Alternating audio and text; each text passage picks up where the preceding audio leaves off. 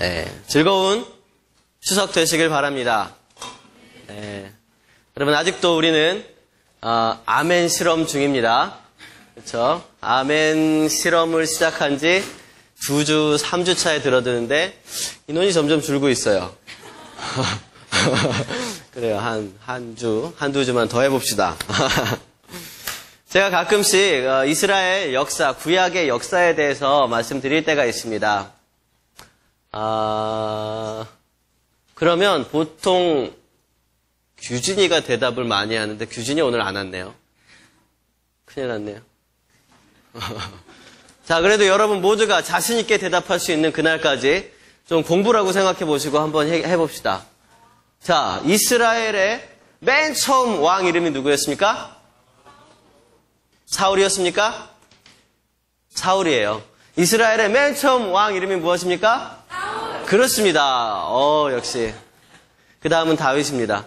자, 사울 왕 다음의 왕 이름이 무엇입니까? 다윗. 그렇습니다. 이야, 역시 젊은이 교회 수준이 이 정도입니다. 다윗의 아들은 솔로몬이죠. 자, 다윗 다음의 왕 이름은 무엇입니까? 솔로몬. 그렇죠. 이렇게 왕이 이어져 가는 거예요. 이스라엘 첫 번째 왕은 사울 왕이었습니다. 사울 왕에게 기름 부었던 마지막 사사이자 제사장이었던 사무엘이죠. 사무엘이 사울 왕에게 기름을 부었습니다. 그래서 사울 왕이 백성들의 요청에 의해서 처음으로 왕이 되었고요. 사울 왕과 지금 요즘 여러분 계속 말씀 묵상하는 그 큐티하는 본문이 계속 진행되고 있잖아요. 사울 왕과 다윗 간의 그 갈등. 하나님께서 다윗에게 기름 부으시고 사울을 버리셨는데 사울이 인간적인 마지막인 그런 욕심을 가지고 왕위에 대해서 버리지 않고 끝까지 다윗을 추격하고 죽이려 하고 그랬던 모든 스토리들이 지금 우리가 보고 있는 큐티 말씀 가운데 있는 거 아시죠? 네, 알고 있을 거예요. 다 저희 큐티 하니까. 그런데 그 다윗이 이제 결국은 왕이 되고 그 다윗의 아들 솔로몬이 그 다윗이 받았던 큰 은혜와 축복을 쭉 연장선상에 그렇게 축복을 받아 누립니다. 그래서 굉장히 지혜로운 왕이죠, 솔로몬이. 그래서 지금도 우리는 믿지 않는 사람들도 솔로몬 그러면 지혜의 왕으로 그렇게 알고 있습니다. 그런데 솔로몬은요, 지혜롭고 많은 은혜와 축복을 받았는데 그걸 잘 이렇게 유지하지 못했어요. 막 지혜롭고 막 재물이 점점 많아지니까 여기저기서 전 세계 각지에서 솔로몬과 결혼을 통해서 그 관계를 맺고자 하는 그런 나라와 나라의 관계를 맺고자 하는 나라들이 많았어요. 그래서 솔로몬에게 다 막 딸들을 시집 보내는 거예요. 그러니까 솔로몬이 와이프가 몇 명이 됐습니까? 300명이 됐어요. 몇 명이 됐습니까? 300명. 첩이 700명이었어요. 첩이 몇 명이었습니까? 700명. 합치면 몇 명입니까? 1000명이나 아내를 거느리고 살게 되었습니다. 그러다 보니까 이 사람들이, 이방인들이 들어올 때에 자기만 들어온 게 아니라 이방 신들을 데리고 들어왔어요. 그래서 이 이스라엘이 굉장히 문란하고 음란하고 이방 신으로 얼룩지게 되었습니다. 지금 간단하게 제가 구약의 역사를 얘기해 드리고 있는 거예요. 그러다 보니까 하나님께서 너무너무 실망하시고 하나님께서 솔로몬을 향한 그런 은혜를 이렇게 거두어 가셨어요. 그래서 솔로몬 이후에 나라가 절반으로 쪼개지고 말았습니다. 솔로몬의 아들은 르호보암인데요. 솔로몬의 대를 이어서 왕이 된 사람이 누굴까요? 어려워요? 근데 질문이 어렵나? 솔로몬의 아들은 르호보암인데요. 솔로몬의 대를 이어서 왕이 된 사람은 누굴까요? 네, 르호보암이었어요. 그런데 르호보암이 남유다를 세우게 되고요. 거기에 동조하지 않는 세력들이 유다 이외의 나머지 지파들, 유다와 베냐민 이외의 나머지 지파들이 북쪽으로 올라가서 북이스라엘을 세웠습니다. 거기서 반역하고 이렇게 배신하고 떨어져 나간 사람이 여로보암이라는 신하였어요. 근데 이 신하가 왕이 돼가지고 북이스라엘을 세우게 된 거죠. 그래서 북이스라엘과 남유다로 나뉘게 됐습니다. 근데 북이스라엘은 정권이 계속 바뀌었어요. 몇 번이고 바뀌어가지고 금방 하나님이 치셔서 기원전 722년에 나라가 아수르에게 멸망당하고 맙니다. 기원 전이니까 점점 시간이 갈수록 숫자가 커져요, 작아져요?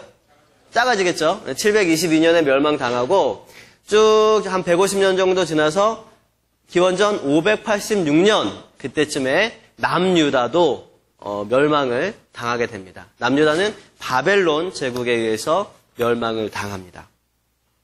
여러분, 나라가 망할 때, 나라가 멸망당하고 모든 국민들이 포로로 끌려갈 때 그때 나라의 분위기가 어떻겠습니까? 나라의 분위기가 어땠을까요? 그 당시에 쓰여졌던 기록, 정확히 보면 여러분 성경책에도 기록되어 있는 분들도 있을 거예요. 이 에스겔서에서 마른 뼈가 살아나는 이 환상이 일어난 연도가 기록된 성경책도 있어요. 없는 성경책은 싼 거, 기록된 성경책은 비싼 거, 그 차이가 있습니다. 저는 기록된 성경책이에요. 몇 년입니까? 586년. 그러니까 남유다가 멸망하던 그 당시에 기록된 말씀이라는 것입니다. 하나님께서 이 예언을 에스겔에게 주신 그 메시지라는 거예요. 나라가 전쟁으로 폐허가 되고 심지어 그 전쟁에서 졌을 때에 여러분 군인들은 다 어떻게 됩니까? 죽임을 당하거나 포로로 잡혀가게 됩니다. 민간인들은 어떻게 될까요? 민간인들마저도 다 포로로 잡혀가거나 종이 되고 노예가 되고 그렇게 되어집니다. 저는 군대에 있을 때 그냥 어린 시절이었잖아요. 군대에 있을 때 20대 초반에 군 생활이 너무 싫어서 차라리 좀 전쟁이 나가지고 좀 어떻게 했으면 좋겠다는 마음도 살짝 들긴 했었어요. 근데 솔직히 이게 나쁜 마음이 아니라 여러분 군대 갔다 온 사람들은 다 그런 생각들을 했을 거예요. 반복되는 그런 내무 생활이 너무 싫고 그래가지고. 근데 지금 와서 생각해보면 이 전쟁이라는 것은 너무너무나 두렵고 위험하고 너무나 처참하고 참혹한 그런 현실입니다. 당시에 포로로 끌려간다는 것은요, 요즘처럼 어떤 포로의 인권이 보장되거나 그런 상황이 아니었어요. 그 당시엔 포로로 끌려가면 그 사람에게는 어떠한 자유도 보장되지 않고요. 어떠한 권리나 어떠한 안전의 문제도 보장되지 않았어요. 그냥 끌고 가다가 그냥 다치면 죽여도 아무도 누구도 뭐라 하지 않고 성적인 노예를 부리든지 가족을 찢어놓든지 어떻게 해놔도 아무런 누구도 뭐라고 할 수 없었던 것이 포로들이었어요. 이렇게 전쟁의 포로들. 나라가 망했기 때문에 그 포로들을 지켜줄 수 있는 어떠한 공동체도 없었습니다. 그게 나라가 망한다는 것입니다. 지금 우리나라에서는요, 전쟁이 그친 지 한 50년이 지나가고 그러고 있습니다. 그러니까 사실 저를 포함해서 이 전쟁을 경험하지 않은 세대들은 여러분, 저 여러분 모두죠. 전쟁을 경험하신 분 한 명도 없어요. 여기. 그런 우리들로서는 전쟁이 얼마나 두렵고 처참한지를 실감할 수 없는 것이 사실입니다. 하지만 바벨론은요, 이 남유다의 모든 리더급인 사람들을 다 포로로 끌고 갔습니다. 처참했습니다. 이제 예루살렘 성은 완전히 폐허가 되었고요. 사람들도 얼마 남지 않은 그런 황무한 상황이 되고 말았습니다. 포로로 끌려간 사람들은 여러 가지 노역과 힘든 포로 생활, 그리고 무시당하는 인권들, 신앙도 처참히 무너져 내린 채로 그렇게 포로 생활을 시작하게 되었던 그 시기가 기원전 586년 이때였습니다. 그 시점에 하나님께서는 오늘 말씀 1절 말씀부터 보시면 권능으로 선지자 에스겔을 어디로 데려갑니까? 환상을 보여주시는데 골짜기 한가운데로 데려갑니다. 하나님께서는요, 이 골짜기 가운데 뼈가 가득한 것을 에스겔에게 보여주십니다. 뼈가 가득하다는 것, 뼈만 남아있는 것이라는 것은요, 최후의 상황을 얘기하는 거죠. 최후. 정말 마지막까지 다 간 거예요. 아무것도 남지 않은 거예요. 최후의 상황입니다. 잔해예요, 잔해. 모든 것이 다 사라지고 죽음이 승리한 그 상황, 그 처참한 상황이 뼈만 남은 거예요. 뼈만 남은 거예요. 그리고 2절 말씀에 보니까 나를 그 뼈 사방으로 다니게 하시기로 본즉 그 골짜기 지면의 뼈가 쉼이 많고 아주 말랐다라고 이야기하고 있습니다. 여러분 한번 상상해 보세요. 무엇이 그려지십니까? 색깔로 칠하자면 어떤 색이겠습니까? 하얀색. 그렇죠. 뼈가 하얀색이니까. 분위기를 이제 색깔로 표시하면 좀 어두컴컴하고 회색빛이 돌고 암울하고, 음악으로 표현하면 한번 이 상황을 음악으로 표현을 하면 뭐 어떤 그런 암울한 그런 우울한 그런 음악이 깔려있는 양옆으로는요 여기가 골짜기이기 때문에 깎아지를 듯한 절벽이 있어서 아무것도 보이지 않고요. 뼈들은 많고 또 너무 오래돼서 이게 뭐가 사람의 뼈고 동물의 뼈인지도, 그리고 이 뼈의 부위가 어딘지도 모르고 바싹 말라 있어서 심지어 벌레조차 보이지 않는 그 골짜기 한복판에 여러분들이 떨어져 있다면 느낌이 어떻겠습니까? 사방을 지나다닌다 그랬는데 이렇게 지나다닐 때마다 무엇이 밟힐까요? 뼈 조각들이 아스락아스락 밟히고 어떤 건 으스러지고 어떠한 생명의 흔적도 볼 수 없는 그 수많은 뼈 한가운데 여러분이 서 있다고 생각해 봅시다. 여러분 본문에는요, 오늘 본문은 이 마른 뼈에 대해서 두 가지 특징을 얘기하고 있는데, 하나는 쉼이 많다고 했고요. 또 하나는 아주 말랐다라고 얘기를 하고 있습니다. 이 두 가지 표현을 통해서 우리는요, 이 뼈가 가득한 골짜기가 무엇을 말하는지를 알 수 있어요. 먼저 아주 말랐다는 것부터 보면은요, 여러분 생명은 물과 굉장히 많은 관련이 있습니다.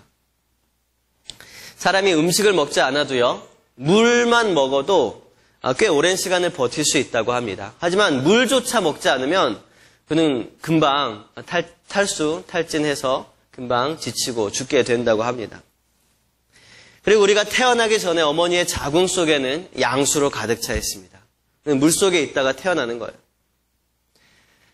창세기에도 보면 1장에 20절에 보니까 물들은 생물을 번성하게 하라고 말씀하고 있습니다. 그러니까 생물이 무엇을 통해서 번성합니까? 물을 통해서 번성한다는 것입니다. 수많은 생명들은요, 물이 없으면 살아갈 수가 없고 번성할 수가 없고 사막과 같이 그런 풍요롭지 못한 곳의 대명사가 되어지는 것이죠. 즉 생명이 없는 것을 일컬어서 말랐다고 하는 거예요. 그러니까 아주 말랐다는 것은 전혀 생명이 없다라고 말할 수 있는 것입니다. 또한 쉼이 많다라고도 표현을 하고 있어요. 쉼이 많다. 여러분 쉼이 많다는 것은요, 변화의 가능성이 희박하다는 것입니다. 쉼이 많은 것은 변화하기가 어려워요. 수가 많다는 것은요, 고정되고자 하는 것입니다. 어떤 한 공동체는요, 논리적으로 이해가 된다고 해서 변화되지 않습니다. 공동체의 이익만 추구된다고 해서 변화되지 않아요. 개개인의 이익도 추구된다고 해서 변화되지 않습니다. 여러 가지 것들이 다 충족되고 모든 것이 다 되어질 때만 공동체가 변화되는 거예요.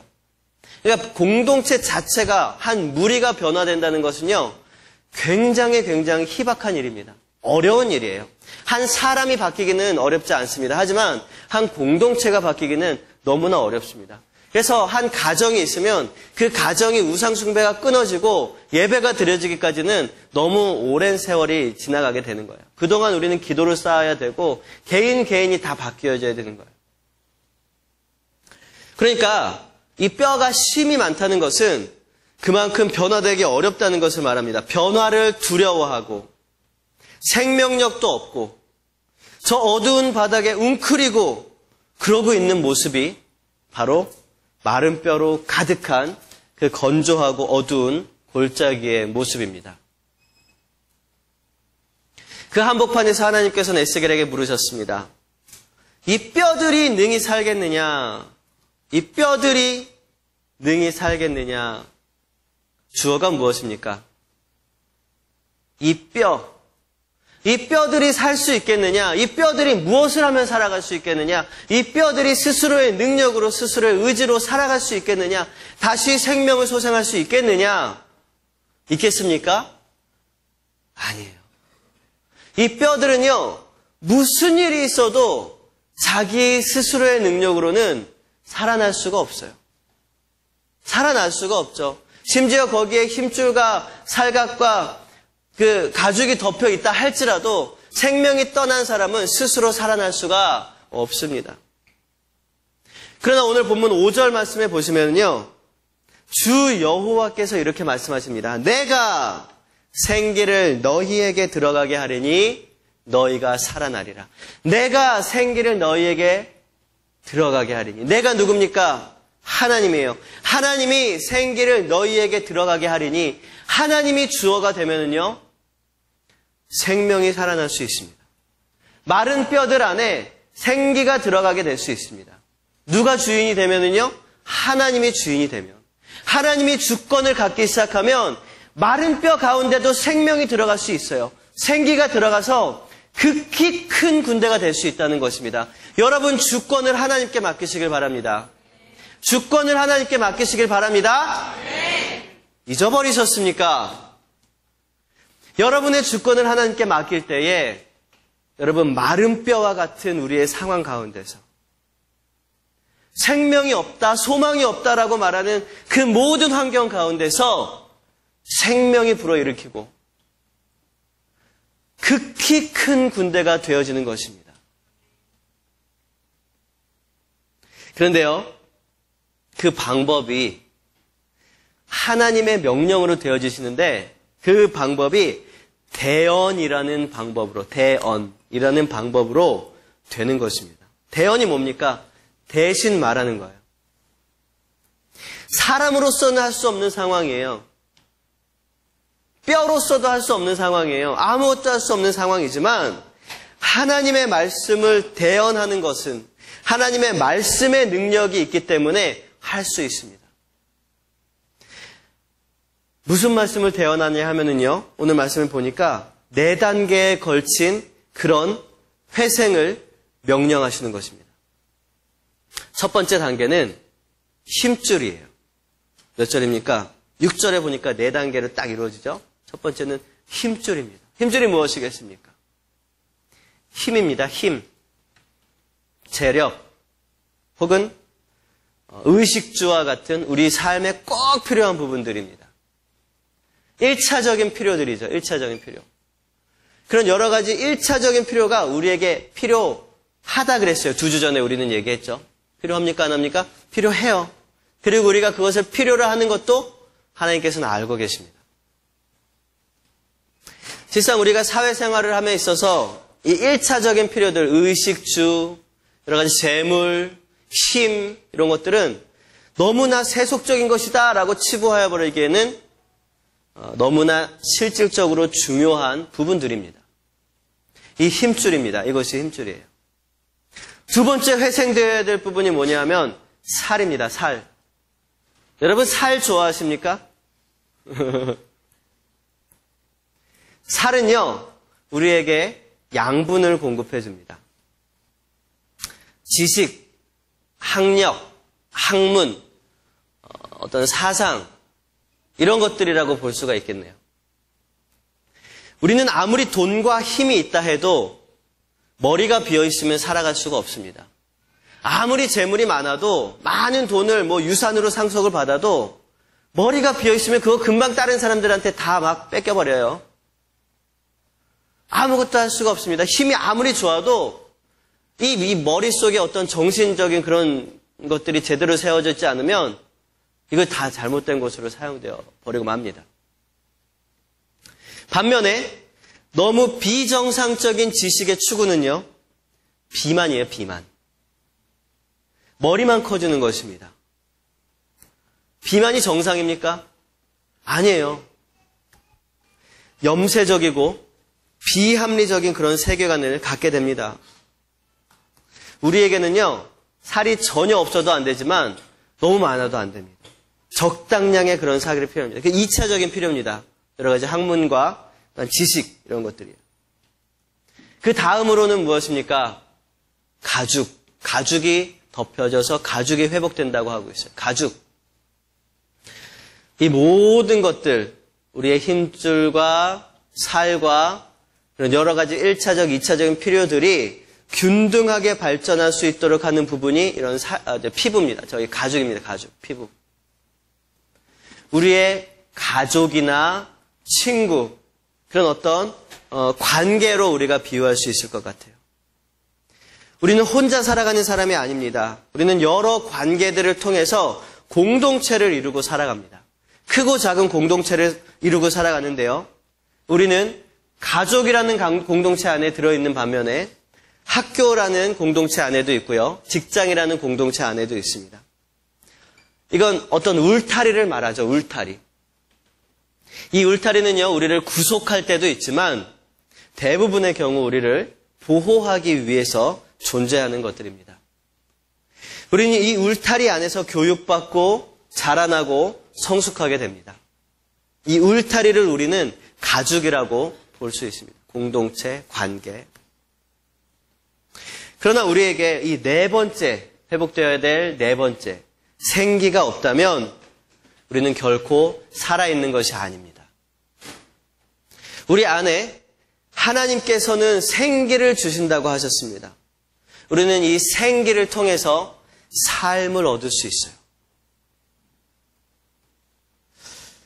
5절 말씀을 보면은요, 하나님께서 살아있다, 살아있지 못하다를 판가름하는 기준으로 생기를 말씀하셨습니다. 생기가 있으면 살아있는 거고, 다른 모든 것이 채워졌어도 생기가 없으면 살아있는 게 아닌 거예요. 우리에게는 힘줄과 살과 가죽이 있더라도 생기가 없으면 그것은 죽은 거나 다름없습니다. 생기는 누구에게 속해 있습니까? 생기는 하나님께 속해 있습니다. 물론 다른 모든 것들도 다 하나님께 속해 있지만 생명의 유무는 생기에 달려 있습니다. 그리고 결국 이 모든 것들은요, 에스겔이 한마디 한마디 대언하는, 하나님의 명령에 따라서 대언하는 그 한마디 한마디에 따라서 마른 뼈들은 하나하나 회생되어지고 회복되어져서 결국은 생명을 얻게 되고 심지어는 극히 큰 군대가 되었다라고 말씀하고 있습니다. 여러분, 이 마른 뼈가 무엇입니까? 마른 뼈. 마른 뼈. 밟으면 으스러져 버리는 마른 뼈. 바싹 말라서 변화의 가능성조차 없어 보이는 그 마른 뼈가 무엇입니까? 오늘 말씀, 다음에 11절 말씀을 보면은요, 이 뼈들은 이스라엘 온 족속이라고 얘기하고 있습니다. 이스라엘 온 족속이라, 그 당시 이스라엘은 어땠습니까? 나라가 망한 때예요. 이스라엘, 북이스라엘도 그렇고 남유다도 그렇고 다 멸망하고 바벨론에게 포로로 다 잡혀가고 쑥대밭이 되어 있는 그 메마른 땅, 그것이 바로 이스라엘이었습니다. 그 이스라엘, 그것이 바로 마른 뼈들이라고 얘기하고 있어요. 그들이 이르기를 우리의 뼈들은 말랐고 우리의 소망이 없어졌으니 우리는 다 멸절되었다. 11절에 나오는 말씀입니다. 그 뼈가 왜 이스라엘 족속이라고 말씀하고 있습니까? 그것은 이스라엘 족속이기 때문에 마른 뼈가 아니에요. 사실 11절 말씀에 이 뼈들은 이스라엘 온 족속이라 요기하고 그들이 이르기를 요 사이에 왜냐하면 이라는 말이 딱 들어가면은 우리가 이해하기가 빨라요. 이 뼈들은 이스라엘 온 족속이라 왜냐하면 그들이 이르기를 우리의 뼈들은 말랐고 우리에게 소망이 없다 하기 때문이다. 이것은 비단 이스라엘 족속만 지칭하는 것이 아닙니다. 스스로 멸절되었다고 이야기하고 스스로 소망이 없다고 이야기하는 모든 사람들을 일컫는 말입니다. 여러분이 여러분 스스로의 삶을 볼 때, 여러분 주위에, 여러분 가족에, 여러분 학교에, 여러분 친구들의 삶을 볼 때에 난 이제 끝났어. 나에게는 소망이 없어. 나는 이제 멸절되었어. 나는 마른 뼈와 같아. 이렇게 이야기하는 수많은 이웃들이 있다면, 가족들이 있다면, 친구들이 있다면 그들이 그렇게 말하기에 마른 뼈입니다. 우리도 마찬가지예요. 우리 가운데 소망이 없다면, 우리 가운데 하나님 주신 말씀의 능력이 없다면, 성령의 충만하심이 없다면 우리는 완전히 마른 뼈입니다. 지금 당장 마른 뼈는 아니라 할지라도 점차 말라가고 있는 뼈들이에요. 가죽이 벗겨지고 살이 빠져나가고 힘줄이 끊어져 나가고 끝내는 뼈밖에 남지 않고 모든 물기가 다 거쳐져서 말라져 가는 마른 뼈. 그 겉모습이 아름다우면 무엇합니까? 그 겉모습이 화려하면 뭐합니까? 그 안에 소망이 없다면 그것은 어둡고 그늘진 마른 뼈에 불과한 것입니다. 이 뼈는요, 마른 뼈는요, 돌멩이보다 못한 거예요. 아무짝에도 쓸모없는, 남들에게 두려움만 주는, 더러움만 주는 마른 뼈.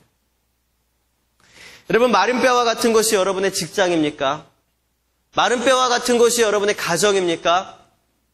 마른 뼈와 같은 친구들이 있습니까?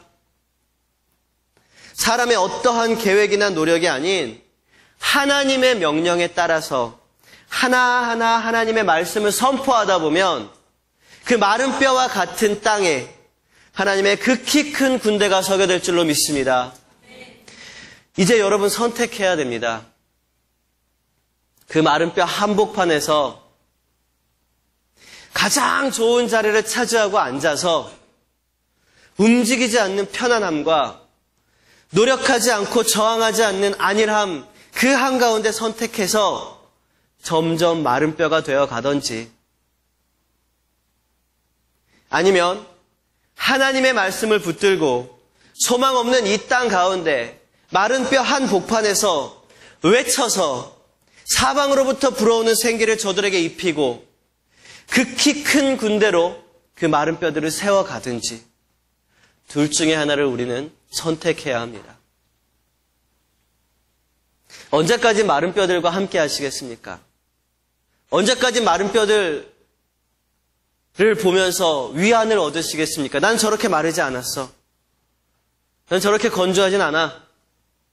하지만 우리가 하나님의 말씀을 대언하지 않는다면 우리도 말라가는 거예요. 우리도 죽어가는 것입니다. 이미 하나님께서는 선포하라고 하셨습니다. 여러분, 그들에게는 시간이 많이 없습니다. 여러분, 우리는 보잘것없습니다. 우리의 능력으로는 조금의 생명도 줄 수가 없어요. 우리의 능력이 아니라 하나님의 말씀의 능력을 믿으신다면 여러분 선포하시길 바랍니다. 그리고 선포한 그대로 경험하시길 바랍니다. 그렇게 되어질 때에 하나님께서 여러분을 통하여 여러분이 생각하는 그 마른 땅에 그 마른 뼈들을 일으켜 세워서 극히 큰 군대로 여호수아의 군대처럼 하나님의 군대 마하나임, 그 군대를 세워서 이 어두운 땅 가운데 하나님의 복음으로 승리하게 될 것입니다. 아멘. 하나님께서는 이미 그 계획을 시작하셨습니다. 그 계획에 동참하시는 저와 여러분 되시길 바랍니다. 함께 찬양하고 기도